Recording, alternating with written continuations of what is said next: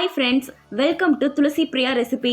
இன்றைக்கி நம்ம சேனலில் என்ன வீடியோ பார்க்க போகிறோம் அப்படின்னு பார்த்தீங்கன்னா, ரொம்ப டேஸ்டியான வெஜிடேபிள் ஆம்லேட் எப்படி செய்கிறதுன்னு பார்க்கலாமா? வீடியோக்குள்ளே போகிறதுக்கு முன்னாடி இந்த வீடியோ பிடிச்சிருந்துச்சு அப்படின்னா லைக் பண்ணுங்கள், ஷேர் பண்ணுங்கள், கமெண்ட் பண்ணுங்கள். நம்ம சேனலை மறக்காம சப்ஸ்கிரைப் பண்ணுங்கள். இப்போ வாங்க வீடியோக்குள்ளே போகலாம்.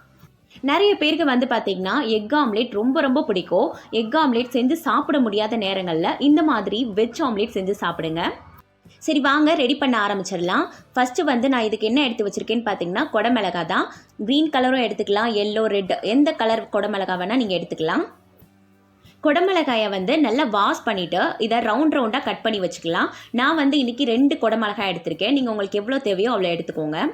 நெக்ஸ்ட்டு ஒரு பெரிய வெங்காயத்தை சின்னதாக கட் பண்ணி வச்சுருக்கேன். அதே மாதிரி குடமிளகாயும் பார்த்திங்கன்னா கொஞ்சமாக எடுத்து சின்னதாக கட் பண்ணியிருக்கேன். அடுத்ததாக ஒரு கேரட்டு, கொஞ்சமாக கொத்தமல்லி இலைகளை எடுத்திருக்கேன்.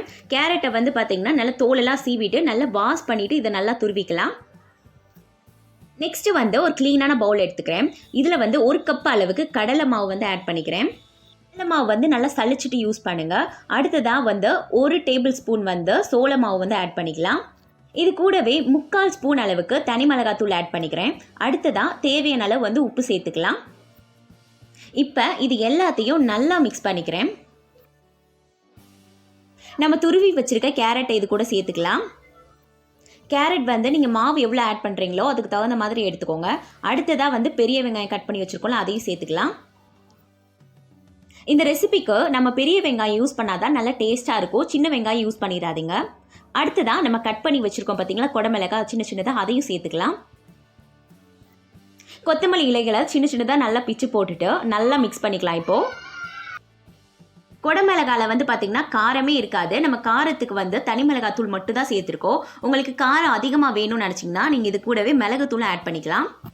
இப்போ நம்ம கொஞ்சமாக தண்ணி ஆட் பண்ணி நல்லா கெட்டியாக பிணைஞ்சிக்கலாம். தண்ணி வந்து நம்ம ஸ்டார்டிங்லேயே மொத்தமாக ஊற்றிட்டோம் அப்படின்னா கரெக்டான பக்குவம் வராது.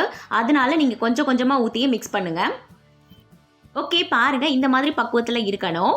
இப்போ வந்து நம்ம ஸ்டவ்வை பற்ற வச்சு ஒரு தோசை சட்டி வச்சுக்கலாம். தோசை சட்டி வந்து சூடாகட்டும். இதில் வந்து இப்போ கொஞ்சமாக வந்து எண்ணெய் ஊற்றிக்கலாம்.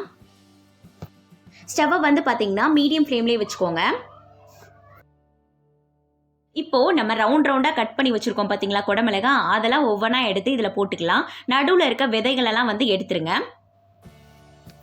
நான் வந்து பார்த்திங்கன்னா 3 தான் போட்டு எடுக்க போகிறேன். இப்போ வந்து நம்ம ரெடி பண்ணி வச்சுருக்கோம் பார்த்தீங்களா மாவு, அதை கொஞ்சமாக எடுத்து குடமிளகாக்கு நடுவில் வந்து ஊற்றிக்கலாம்.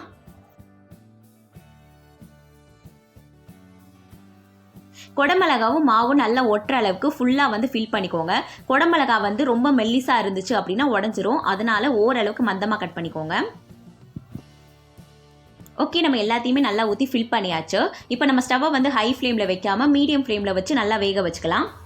இதில் தேவையான அளவு வந்து எண்ணெய் ஊற்றிக்கலாம். அடுத்து வந்து ஒரு மூடி போட்டு மூடி வச்சிடலாம்.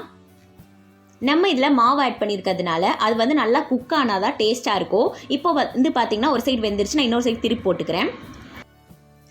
இதை வந்து பாருங்களேன், ஒரிஜினல் ஆம்லேட் வந்து எப்படி இருக்குமோ அந்த மாதிரியே நல்லா இருக்குது. 2 சைடுமே வந்து பார்த்திங்கன்னா இந்த மாதிரி நல்லா வேக வச்சுக்கோங்க. 3த்தையும் வந்து நல்லா திருப்பி போட்டுட்டு திரும்ப மூடி வச்சு நான் வேக வச்சுக்கிறேன். ஓகே, அவ்வளோதான், சூப்பராக வந்து வெந்துருச்சு. இப்போ அதை வந்து வேற ஒரு பிளேட்டுக்கு மாற்றிக்கலாம். நெக்ஸ்ட்டு இதே மாதிரி மீத இருக்க குடமிளகாயும் போட்டு ஆம்லேட் போட்டு எடுத்துக்கிறேன்.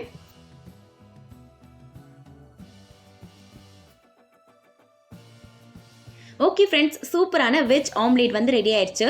பார்க்கும்போதே உங்களுக்கு எடுத்து சாப்பிடணும் போல் இருக்குல்ல, எனக்கும் அப்படி தான் இருக்குது. இதை வந்து நம்ம ரைஸுக்கு சைடிஷாக வச்சு சாப்பிட்லாம். அதே மாதிரி ஈவினிங் ஸ்நாக்ஸாகவும் சாப்பிட்லாம். கண்டிப்பாக நீங்களும் ட்ரை பண்ணி பாருங்கள். உங்கள் வீட்டில் இருக்க எல்லாருக்கும் செஞ்சு கொடுத்து அசத்துங்க. இந்த வீடியோ பிடிச்சிருந்துச்சு அப்படின்னா லைக் பண்ணுங்கள், ஷேர் பண்ணுங்கள், கமெண்ட் பண்ணுங்கள். நம்ம சேனலை மறக்காம சப்ஸ்கிரைப் பண்ணுங்கள். தேங்க்யூ ஃபார் வாட்சிங்.